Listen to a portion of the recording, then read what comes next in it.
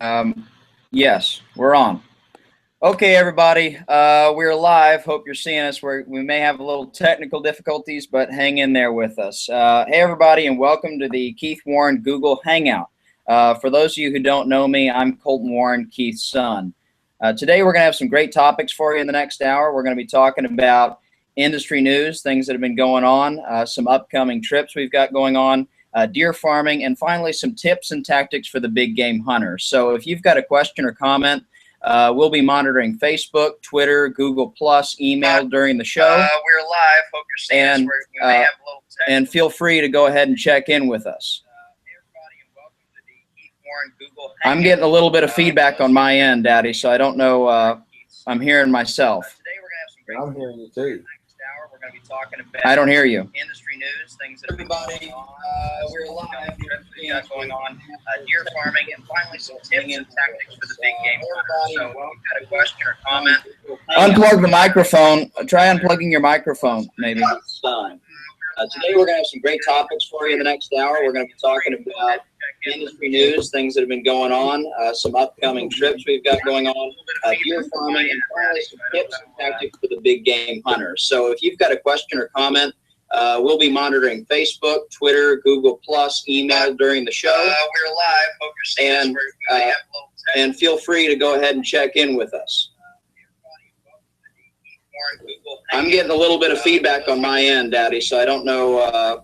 I'm hearing myself. And you maybe I don't hear you. Oh, I'm Can right you here. see me Can now? you now? Can you see me now? Hello. There's nothing I Okay. can do about this. No. Daddy, microphone. Try unplugging your microphone. We're going to have some great topics for you next hour. We're going to be talking about industry news, things that have been going on, some upcoming trips we've got going on, deer farming, and finally some tips and tactics for the big game hunter. So if you've got a question or comment. Okay, so how's this? Hopefully this is working now. If it's working good, if it's not, I'm sorry. There's nothing else I can do. I mean, I'm technically challenged as I think most people are, especially this kind of stuff. I can't feel it and touch it. I can't fix it and work on it. So anyway, Colton, can you hear me now? Yeah, I can hear you. We just had some feedback issues. So let's start over again. If you've got a question or comment, we're going to be monitoring Facebook, Twitter, and Google Plus throughout the show. So if you've got any questions or comments, just go ahead and post them there. The first thing I wanted to talk about is you recently went to a deer summit, okay? Tell us what went on there and how that went, what your feelings are on that. I went to it's called the North American Deer Summit. It's actually, it's a new group of deer enthusiasts from around the country that was kind of started up by the folks over with the Quality Deer Management Association. And the QDMA is an organization out of Georgia, but they are concerned about quality deer management, of course, all over the country. And it's both mule deer and whitetail deer. And me being somebody that I'm very outspoken, and I believe that my stance is I support all types of hunting, no matter if it's a high fence or low fence or no fence. And many of the people at QDMA only support hunting in the low fence world. And I don't really care where anybody hunts. I just want them to hunt, because I think if they hunt, I think that we have more in common than not in common. And so I try to look for that common thread, and it's hunting that's a common thread. And so I went to this. It was last year was opened by invitation only. And so one guy from the captive industry, and I'm going to call captive industry any deer that's behind a fence. I'm not just talking about a deer farm. I'm talking about any deer behind a fence. If it could be a 10,000 acre or a 50,000 acre high fence, that's captive as far as the industry is concerned. So I was kind of there. I wasn't there the first year because I wasn't invited. This year I went there, and when I walked in, I was like, holy crap. There were 250 to 300 people that really are against the captive industry, that when I walked in the room, they just say they couldn't believe I was there, because it was open to the public. And I mean, I'm going to go. And so I wound up, I went, and by the time it was all said and done, literally every person with QDMA that I thought had a problem with me, at least they had enough respect for me coming They come up, shook my hand. They told me, thank you. And as a matter of fact, some of them were actually telling other members, you need to listen to what this guy is saying, because I think it's important if we're going to be making decisions upon important things like wildlife management issues and private property ownership. It's important to hear both sides of the story and not go after just one side. So anyway, I was there just as a participant and just paying attention and hopefully representing the captive side. But I was very, very impressed with what's going on. And I encourage anybody, no matter where they are, what side of the fence they're on, if they're for whitetail deer or mule deer, they need to be involved in this. It's a good thing.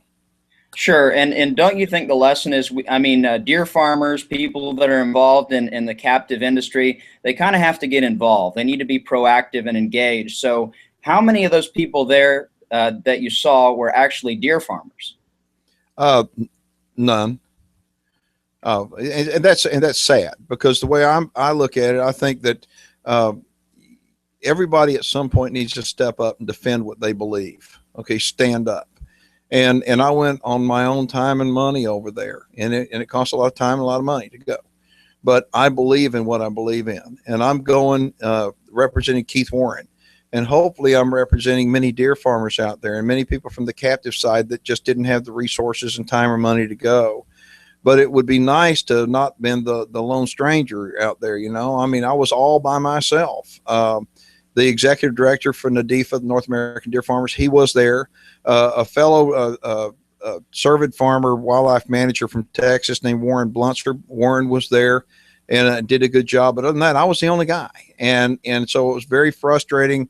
But I think that next year, if people will come, I mean, I'd love them to come, and I think they'll walk away from it having mutual respect for the QDMA. I think that they're good people. They just need to hear from a different side, and they need to listen to us.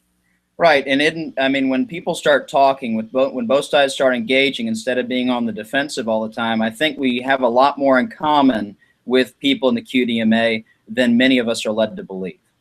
Well, you know, they think, people say I'm polarizing, and I think I'm anything but polarizing. I want to talk about the white elephant many times that most people won't talk about. I mean, I believe that what we need to do is, as an industry, we really need to sit back and as a sportsman, really think about what we're going to do before we do it. In other words, if we're going to vote against crossbows, we have to think, what is that going to do? I mean, what is it going to do? I mean, don't we live in America where people should have the freedom to be able to do what they, hunt how they want? And if somebody wants to hunt with a crossbow or a luminoc or, I mean, what's wrong with that? I mean, Colorado recently made it legal to hunt with a luminoc. And I think, boy, that's really good, because they just made it legal to smoke dope too. But I mean, isn't it amazing that in a state that literally it was illegal to use a luminoc as a bow hunter, but it was legal to light up, baby, and have a doobie anytime you wanted one. It is pretty crazy. And it's like with a luminoc, to me, it's a no-brainer. That's a tool that helps you become a better shooter, helps you become a better hunter. You can develop better habits, and you can look and immediately know whether or not you made a good shot. And I mean, the bows that we're shooting today are so quick, you almost have to have a luminoc. Well, and for video purposes too, I mean, it does a really good job for us. I mean, it helps us be able to verify exactly where we hit and be able to make a decision on how, when to try to attempt to make a recovery. So, but anyway, no, the Deer Summit was great. And for me, it's they were talking about three different things. First off, the first thing they're talking about is deer. All right. And I am real passionate about deer, as with 250 to 300 people there. The next thing they're talking about, diversity. Okay. They want diversity in their group, and they want unity. And those three things are like those were new topics that they brought up. These are the three things we want to do: deer, diversity, and unity. And I'm thinking, that's all I've been forever. I mean, I'm diverse, man. I hunt everything from rats with a Gammo air rifle to Cape buffalo. I mean, I do everything in between. I mean, next week we'll be in Africa, and I plan to do a rhino hunt. And so, I mean, I do it all. And, so I bring the diversity, but I also bring unity. I'm trying to get everybody, whether you're a squirrel hunter or whether you're a turkey hunter, ducks or bucks, it doesn't make any difference for me. I mean, if you're a hunter, I'm for you. So I want to unify everybody regardless of what they go after, because we are all in it for the hunt, and it's because of the joy of the hunt. Right.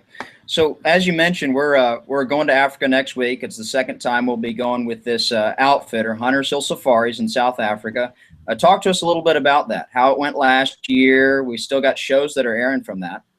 Well, I've been to Africa several times, and where I mean, there's a lot of people that are very worried about going to Africa, and I understand why, because the media really wants to get a lot of I don't know, they get a lot more traction talking about Ebola and political unrest than good things, like conservation. But what we wound up doing last year, we flew into Port Elizabeth, which is in the Eastern Cape of South Africa, and it was a long trip, and it's about a 3-hour drive from there to the camp. But when you get there, it's like heaven on earth. It's 55,000 acres of some of the most rugged country. It's all private property. And there's 40 different species, I think, living there. I mean, anything from lions and leopards and, oh gosh, they had rhino and hippo and Cape buffalo, crocodile. We were primarily, we were on a plains game hunt, and I wound up, I guess the biggest thing I shot was a big bull eland, and it was wonderful. I shot it with a crossbow. And the smallest thing I was hunting, it was baboons. And I enjoyed baboons just as much as I enjoyed hunting the big stuff. It's like hunting a big prairie dog. We had a good time doing that. Well, I'm telling, we have not shown this yet on TV yet, but when we do, boy, you talk about the animal rights people are getting really ticked off about this one. The baboons, I don't know anybody viewing this right now. I don't know if anybody's ever hunted baboons, but if you haven't, it's like the coolest deal, at least for me it is. They really are smart. Really smart. Well, we tricked these guys, and there was a great big one we were trying to get. It was big. And I was shooting a crossbow, and we were sitting in a dugout blind. And we tricked this dude. He came in and when he walked over there, we were using oranges for bait. Now the oranges were using old citrus, and we got all this on video, and he walks over there and he picks up an orange, puts it underneath his arm, and in his armpit picks up another orange, and he kind of walks around. Hey man, look what I got. And he stopped 15 yards in front of the blind, squats down on his butt with his knees up over his shoulders like this. And he puts that orange right here, and he's picking it like this. And it's amazing how fast a baboon can pick an orange. And they got little fingernails, picking it, and all of a sudden he went. And he's looking right at me, and I shot the arrow. You can see the luminoc enter the orange and go right through his heart.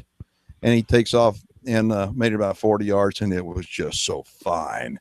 And so anyway, when that airs on TV, I'm sure that, it's going to be, yes, that's great, but there's going to be some people that don't think that's so great too. Yeah, that was really a cool experience. So tell them about what we're hunting this time and kind of what we're hoping to accomplish. Well, the biggest thing we're going to hunt this time is a rhino, and these are white rhinos, and they're big and really big. So anyway, but we're not gonna kill one. We're going to actually hunt one with a dart gun. We've got a new dart gun over there with some super drugs, and what we're doing, we're going to hunt them just like we would a regular hunt if we had a centerfire rifle. And but instead of killing one, we're going to dart it.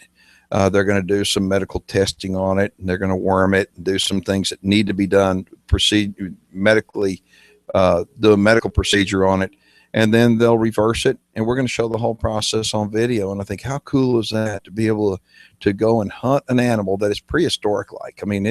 We saw some last time we were over there, and they're so big that words can't describe it. And to be able to put a dart, a little bitty dart that's about 3 inches long in it, and it has to be well placed, to be able to put it in there and within a matter of minutes have that gigantic animal on the ground asleep. Of course, we'll have veterinarians attending and doing the right thing to make sure they monitor all the vitals and make sure he's okay. But it's going to be something I've been looking forward to for a year now. Sure. And we're also going to be bringing the crossbow again. And we actually have a question from a viewer here asking, what crossbow do you use? Okay, I use a dart and crossbow. I've been using the Viper, and I'll tell you that I just got a brand new. It's a Rebel 135 from Darton. I've been shooting crossbows for 20 plus years on TV. I was shooting crossbows back on TV when I was getting consistently hate mail from people and threats from people that I was working for the quote, the $1 billion crossbow industry, because, oh my gosh, it was one of those deals that, you're shooting a crossbow, you doggone right. Well, I've shot them all. Okay. And I've had some of them blow off on me, literally, blow up in my face, some really good brands. And But I've been shooting dart and equipment. And let me tell you something. This little bow they sent me, it's a Rebel 135. It is tight. It's very narrow. It's pretty short, and it is so smoking fast you can't believe it. And so it is. And by the way, they're selling them so fast they can't even make them fast enough.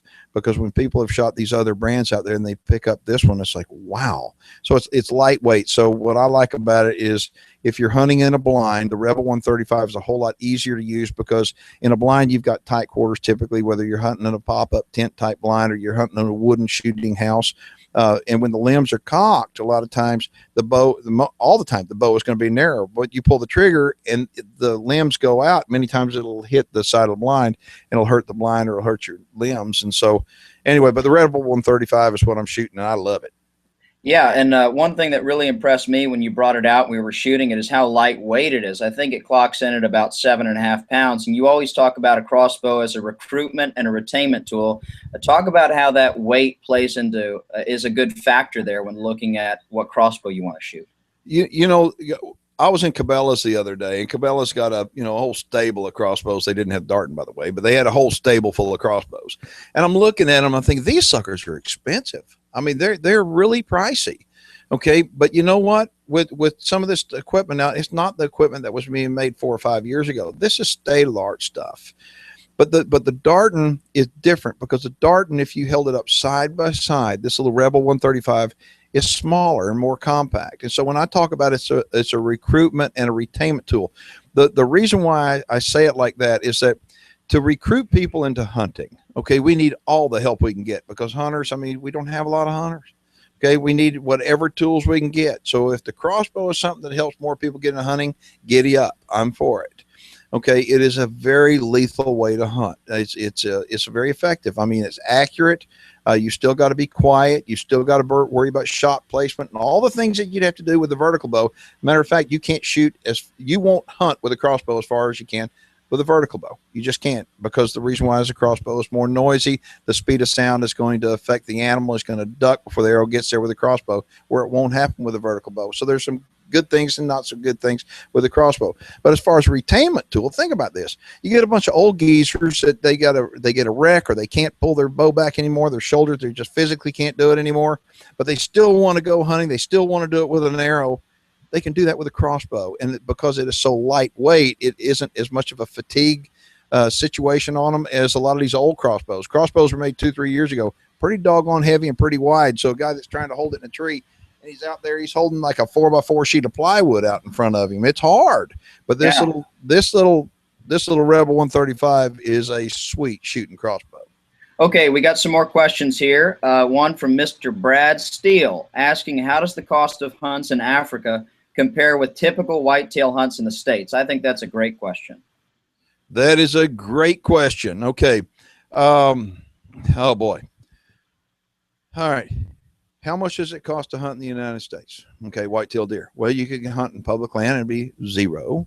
And typically when you hunt in public land and the cost is zero, you're probably not going to see a lot of animals.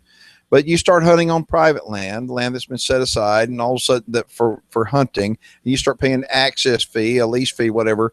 And typically that land has more animals on it. Why? Because that landowner has done a better job than the public land and made a place that the animals want to live. They're not terrorized as much. And so the value of those hunts on that private land is more than it would be on public land. Therefore, most of the time, you're going to have a better, in my experience, you're going to have a better return on investment and a better experience. Well, in Africa, it's the exact same thing as it is over here.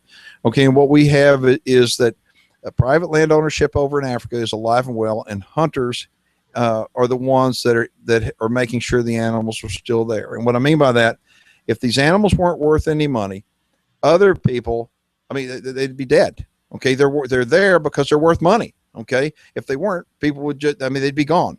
So thank God they've got value.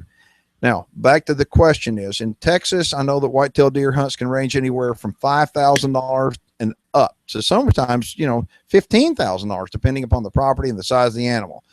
But let me just tell you, in an elk hunt out in New Mexico, I mean, I just booked a hunt this morning out in New Mexico, out of Chama, is a $12,000 hunt is what they get. Okay, well, let me tell you something. For $12,000 in Africa, you won't believe all the animals you can kill. For $5,000, you won't believe all the animals you can kill. The different thing about going to Africa is that they've got so many different species of animals, anything from baboons up to crocodiles, depending upon where you go. And so literally, if you sit here, you go to huntershillsafaris.com. That's who we're going with. And if you were to look at their price list, okay, let's just say you have a budget of $5,000 or $10,000, and say you just start listing. Okay, I want an impala, I want a blessed buck, I want a warthog. Go down there and say, these are the things that I want. I think you would be amazed that the most expensive part of going to Africa is the travel, and that's it.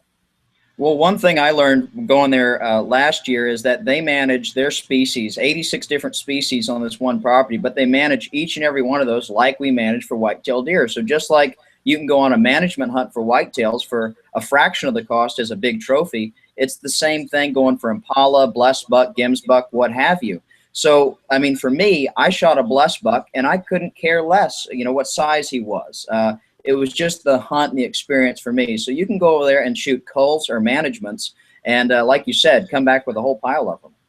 Oh, and cost wise, I'm just telling you, I think people would be very, very impressed. You know, we purchased our airplane tickets months ago, and if you buy your tickets far in advance, you're going to save some money.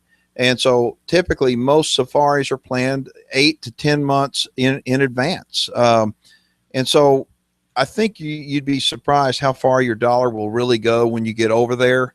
And you would really be surprised how competitive it is. I mean, if you ever go to Dallas Safari Club, for example, or Houston Safari Club, go to Safari Club International, it would amaze you how many different African outfitters there are there.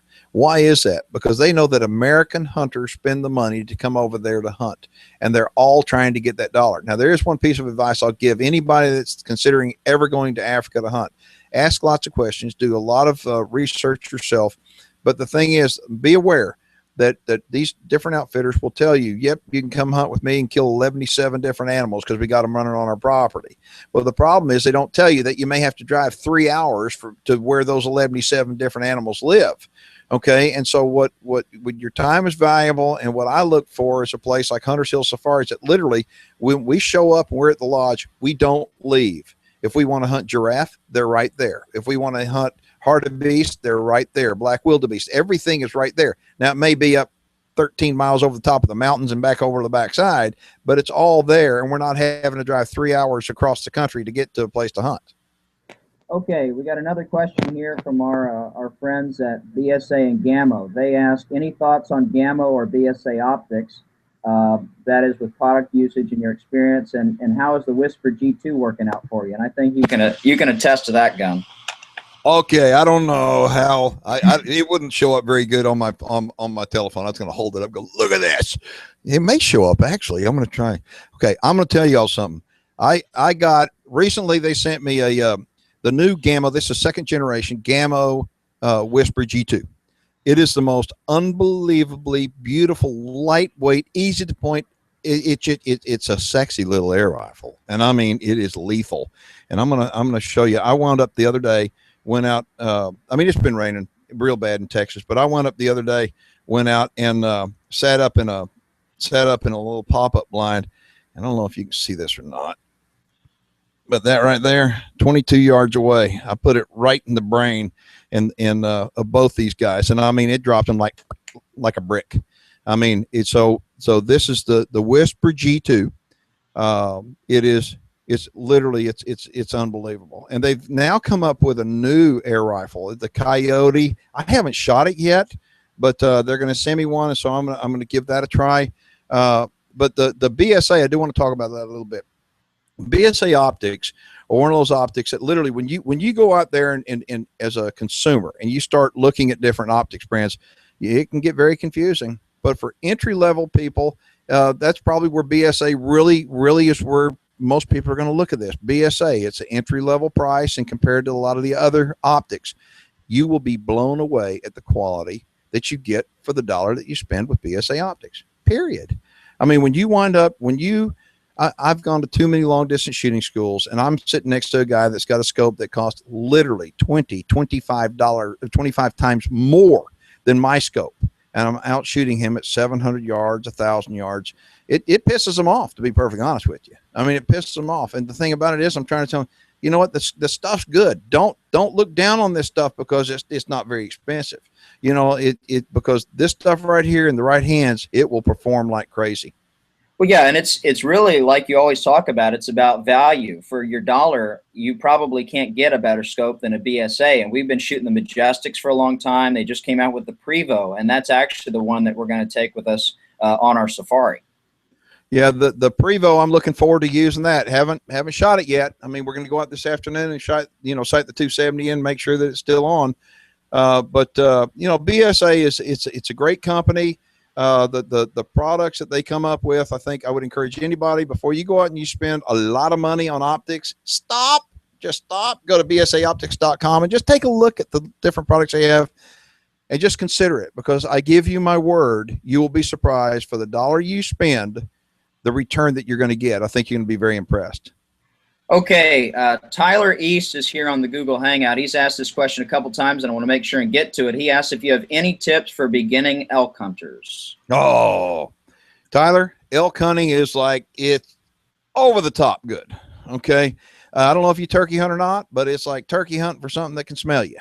All right. It's like turkey hunting for something that weighs 800 pounds. I mean, it is the most unbelievable, hair-raising experience when you get out, especially at the right time of year.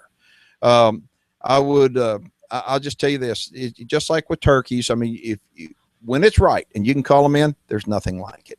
It's the best of the best.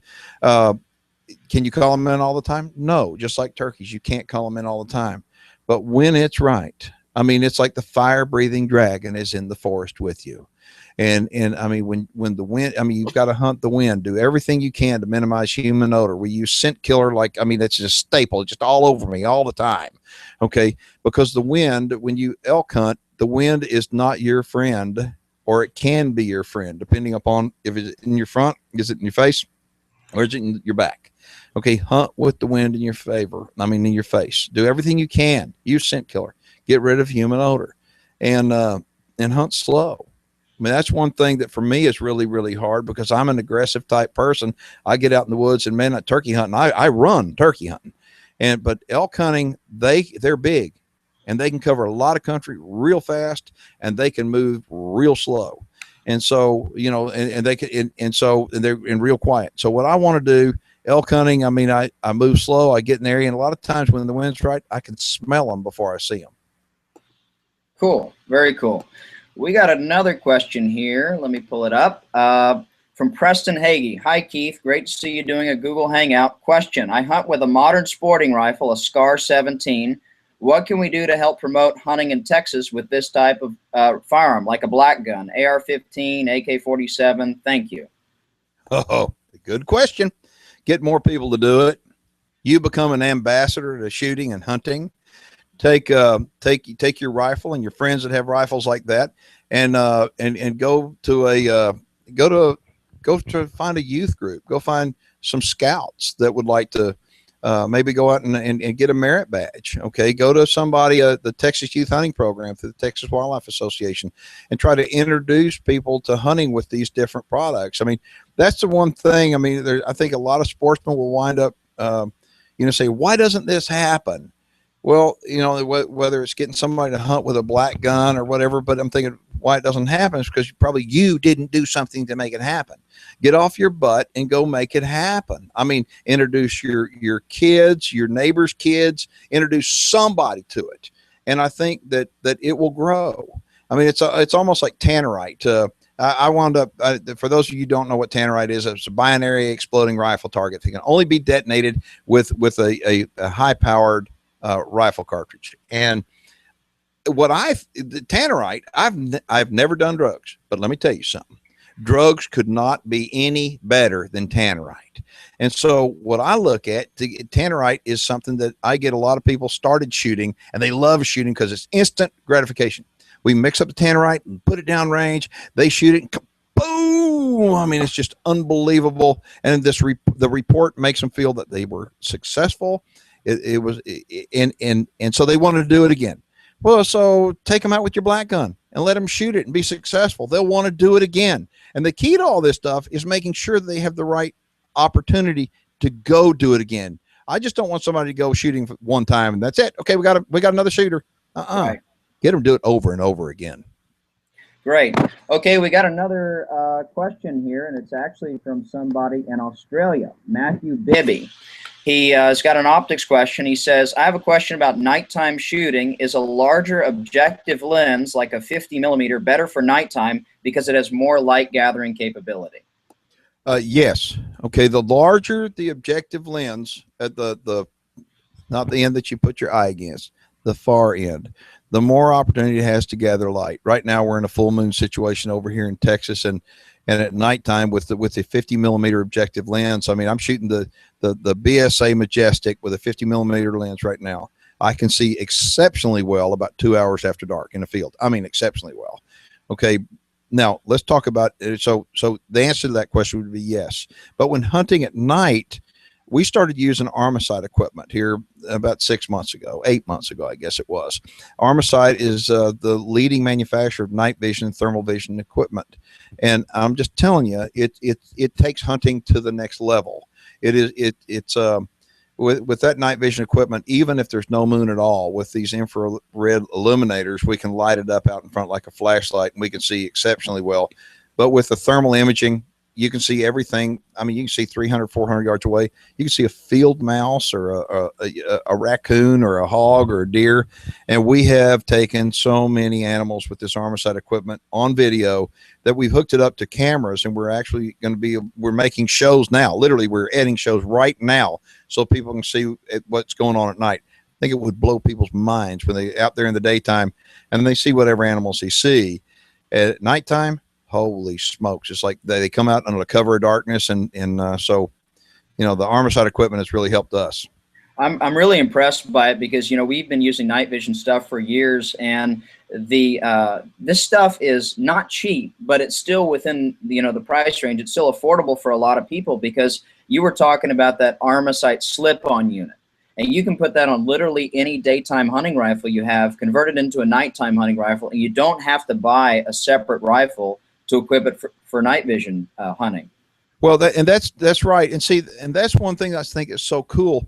I mean, let's face it. I mean, you know, by the time you buy a rifle and you buy a scope and you get all the stuff, I mean, you got a lot of money tied up into it. Now all of a sudden you want to take, okay, I want to go hunting at nighttime. I want a night vision unit. Well, Armasight has come up with a clip-on unit that on the standard bell of a rifle scope. You just attach this clip-on unit on it, and it's battery powered. You just put it on it. You can put an illuminator on it if you want, and it does not change zero. It goes on. Literally, I can put mine on in 5 seconds. I'm saying 10, just because, you know, okay, it takes 10 seconds to do. And so what I'll wind up doing when I go hunting, I'm going to have in my backpack my Armasight clip-on unit. Okay, and if there are hogs in the area, rather than getting out right at dark out of the stand and just walking back, no, if I want, I know the hogs are going to come in after dark. That's when the hogs do their damage. Okay, right at dark, I mean, hunting time is over for deer, but guess what? I'm going to still hunt. I slide that Armasight unit right there on the end of the scope, and I hunt all night long if I want to. Yeah, I think it's really great because with the hunting pressure we've had with hogs, they've gone nocturnal, and it just gives you another dimension to hunting. It's just so fun, and it's really a challenging experience. Your heart starts racing, you get the adrenaline going. But I've got a couple extra viewer questions here that I want to get to. We've got one here from Kyle Garrity. He just got back from a week-long black bear hunt in Alaska. He filled 2 of his 2 tags and wants to know, what is your favorite thing to do with a black bear hide after it's been tanned? Oh, golly. I mean, rugs, I'll hang them up on the wall sometimes. I mean, put them over a banister on a stairwell. I like to do that. You know, I love bear hunting. I absolutely love it. Last year I was fortunate enough to shoot a couple of really nice ones, and I got my first color face bear actually. And anyway, I'm having that one mounted over at Comal Taxidermy. They're doing that now. But bears are just cool animals, and now I've got to the point that the only bear that I'll really shoot is a special bear. I just don't want to go bear hunting. I'm going to hunt for either a really old bear or a nice color face bear. That's what I'm looking for, and because for me anymore, I've killed enough bears. Okay, I want to kill a special bear, and remember, it's all about the joy of the hunt. Sure. Brad has a great question here. He asks, what do you see as the emerging trends in the hunting world? Where is the future for the outdoorsman? Boy, great question. Emerging trends. We've seen in the last 4 or 5 years, maybe 6 or 8 years. I mean, a lot of women getting back into shooting. Okay, Right. getting into shooting, and I think a lot of people are. I mean, that's great. It's great to see women involved in hunting and shooting. I think it would amaze people how many people are involved in shooting and not in hunting. I think that's a big thing. I mean, just because somebody shoots doesn't mean that they hunt, but somebody that hunts, guaranteed they shoot. And so what I see the trend, what we need to do, we need to get more people that are shooting actually involved in hunting. And many times they don't know how to or where to go at all. And so I think as a hunter, what we need to do is have some outreach programs to go to those concealed carry classes that are around the country now, and try to invite those people to come over and participate and actually take them from shooters and turn them into hunters. Like I said, shooters aren't always hunters, but hunters are always shooters. So the trend with women getting involved in the outdoor industry, I think is wonderful. I think it allows us the opportunity to reach people that heretofore we haven't been able to reach. I mean, women, I mean, let's face it, they hang out in different places than guys do. They hang at soccer fields and restaurants and different places than what we do. And so their experiences with guns in hand and in a tree stand watching a deer or whatever, those experiences can be shared with people in those fields where they are, whether it's a soccer field or whether it's a dance club or gymnastics or whatever. They can be telling their girlfriend, man, that was so cool. I picked up a gun and I shot it and I really enjoyed it. And so I think what we need to do is try to encourage women to go out and be more disciples for hunting and for shooting and get them to talk better about it. And I think we need to utilize them because they're going to reach people that we can't reach. Yeah, and another aspect of that, I think, is understanding the importance of outdoor media, looking at television shows and what message our hunting shows are sending about sportsmen. There are a lot of shows out there that, the whack 'em and stack 'em, kill 'em and grill 'em type thing that really appeal to sportsmen. But if somebody was just walking through an airport or thumbing through channels, it would probably repulse them. So maybe you could talk for a second about what we can do as people in the industry, whether you're just a hunter, not portraying yourself as a slob hunter, but as someone of ethics and starting as a conservationist. Okay, I'm sorry, I just got short circuited right there. Hit me again with that. Yeah. Quick. So we've got a lot of hunting shows out there that maybe they're not sending the right message. Okay. What message do we need to be sending to help recruit and retain new hunters? Hunting shows are something that it's hard for me. It's almost like that's a setup deal, and I don't want to get down on anybody here. Okay, what I want to do is I want everybody to stop and think how grateful we should be to be able to have an opportunity with an on-off switch for your television or for your telephone or for your laptop, that you can turn on the programs you want to watch and you can turn off the programs that you don't want to watch. And I think that as sportsmen, what we must do as sportsmen is we must try to realize that we are a targeted group of people. We're the minority. Okay. And too many times these TV shows try to, I mean, let's face it, it's more entertainment than it is education. Okay. And they're trying to be as weird as they can be. And I'm going, are these the kind of people that you're watching on TV that you would want your wife or your kids to hang around with? Are these truly the kind of people that you think are good representatives of our industry? Are these truly the people that you want to represent as a sponsor, represent your brand? Are these the kind of people you want to go, hey, that guy is my kind of guy? And I'm thinking that as an industry, we need to stop and we need to check and say, what are we really doing? What kind of image do we really want to portray to the public? Do we want to portray something that we stand over these animals and we just cheer and cheer? It's like, where's the respect? Where's the respect for the animal? Where's the love that we all have for wildlife and conservation? At some point, did that go out the door because we're doing this for TV and we got to act like a weirdo and we got to do all kinds of, I mean, and just be classless? I'm thinking, come on. I mean, leave that maybe to a different network. But as a hunter, I want to surround myself with people that love the outdoors, that love other hunters, that realize that we are the minority. And it's up to us to make sure that we protect the hunting for the future.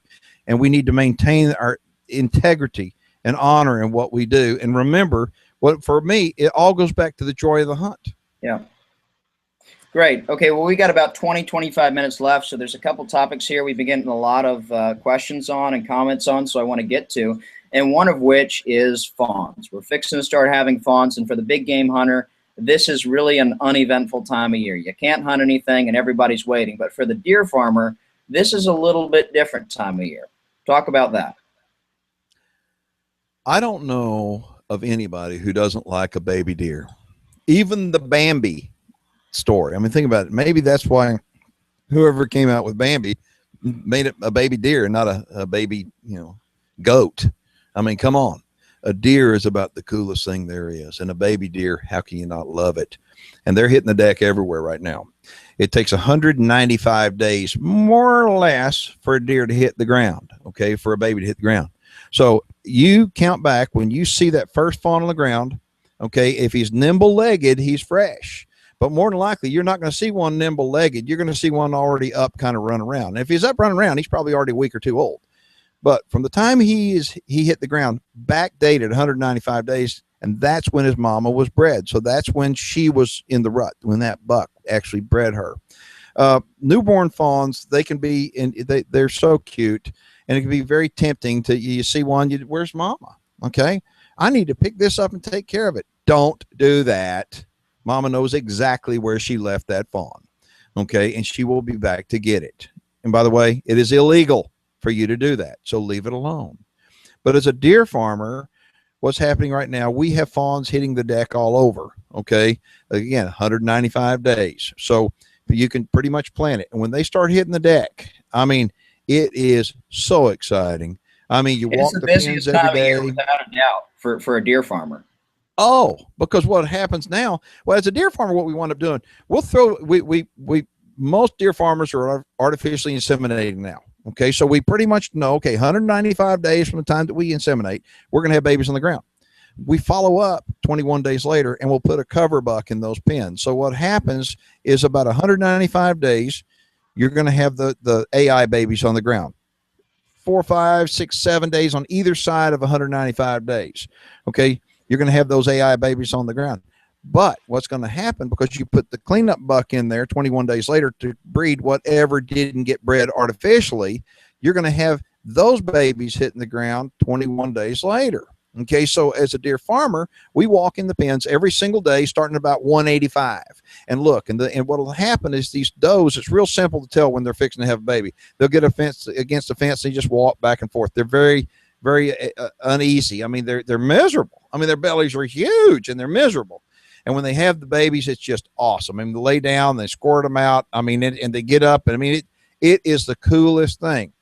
Do not touch one of these babies in the wild. Do not touch them. But as a deer farmer, if we're going to pick them up and bottle raise the doe fawns, what we wind up doing, we leave those fawns on their mama. I like to leave them on for 48 hours. And the reason why, I let the mama lick them off. I like to get them, they get the colostrum for their mama, which is needed to start their stomach, get everything going right. And then we will pull them off and start them on a bottle.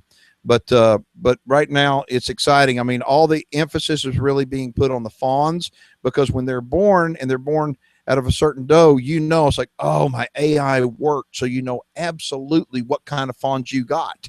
Okay. Because as a deer farmer, what we're trying to do is we're trying to grow the right deer. Anybody can grow a deer. We want to grow the right deer. So we put the right different combinations together genetically to get the outcome what we want.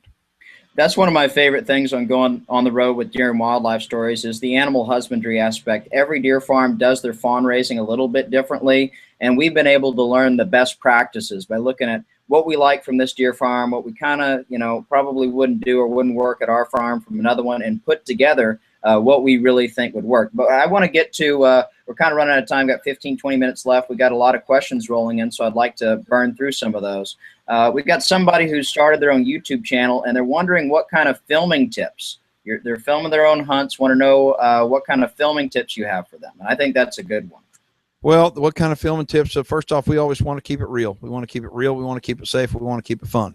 Okay. And so I don't know what kind of stuff you're hunting. I don't know what you're trying to do, but if you're putting the stuff up on YouTube, you should be conscientious in how you're representing hunting and the species that you're going after. So make sure what you're doing is legal, make sure that it's ethical, make sure that you would be proud of other people if they started doing the exact same thing.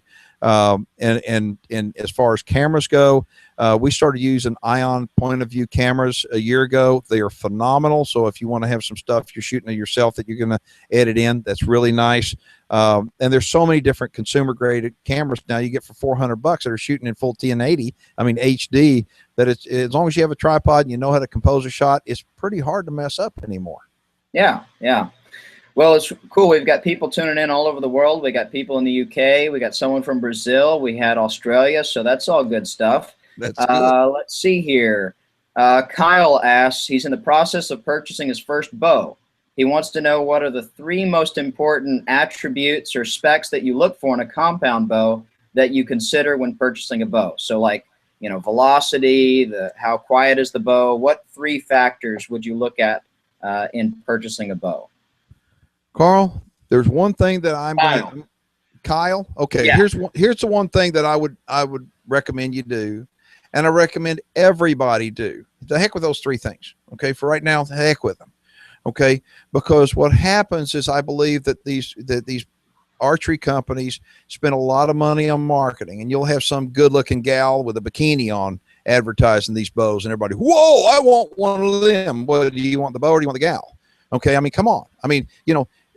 All this marketing dollars are spent, catch us if you can. All these different phrases, and, it's just like Dodge, Ford, or Chevy, or Toyota, or Nissan. What kind of truck do you want? Everybody's kind of got their own little fit. So how do you find the one right for you, Kyle, or for you, Colton, or me, Keith? How do you find the right one? Go to a reputable archery shop. And what I would recommend you do, you're going to go in there. They're going to say, okay, you right-handed or left-handed, 27.5-inch draw. What size are you? This and that. Okay. What pound do you think you can pull? 60, 50, 70, whatever it is. And then say, okay, this is what I want you to do. Without me knowing, I want you to pick up whatever bows you have that fit within my price budget. Okay. That are in my size. Put them out there for me to shoot. And I don't want you to tell me what they are. I want to shoot them with my eyes closed. And what I want to do is I want to shoot them, and I want to feel it. I want to feel, what does the draw feel like when I'm pulling back? How's that valley feel back at the back? Is there a stop at the back? Do I like the way this feels? Does it feel good in my hand? The riser, does it feel good? The weight distribution, does it feel good?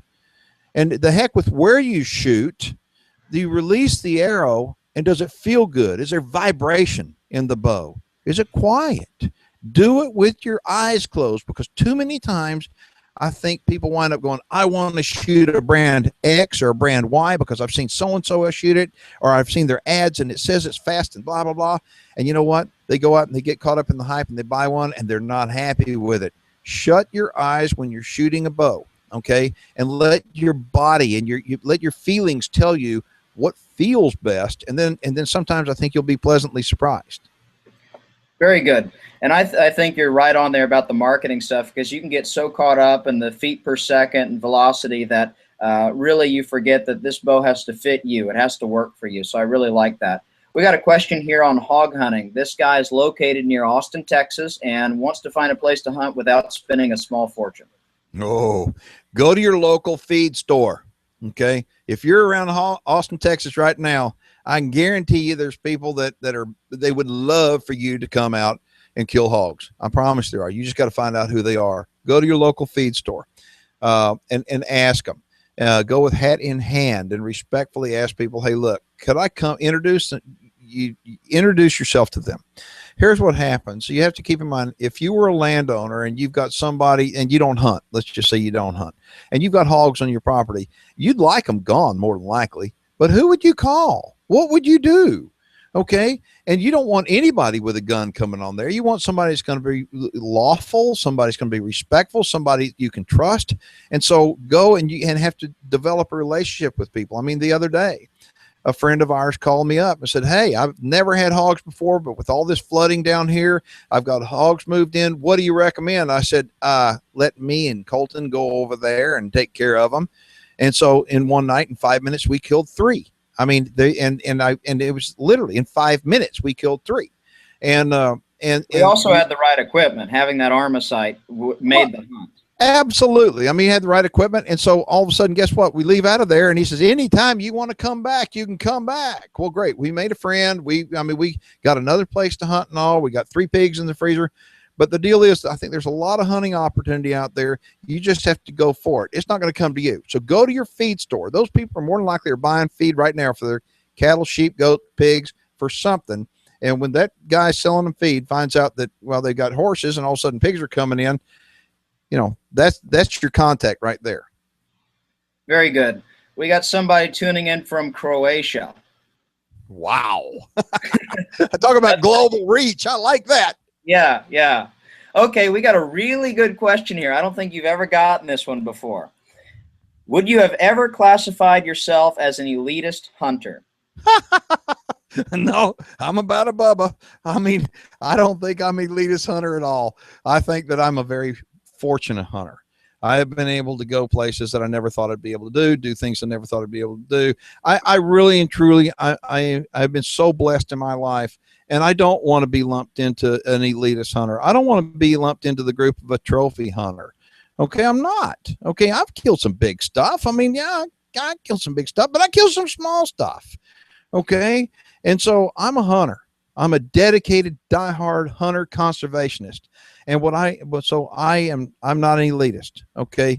Now I will support the elitist hunter, and I'll try to get him. I'd be the guy tugging on her shoulder going, hey, kind of get off your high horse. Cause you know what? There's people like to shoot rabbits and pigs and squirrels and hogs like me, you know, but hey, I like to shoot Cape buffalo too, but I don't consider myself an elitist hunter at all.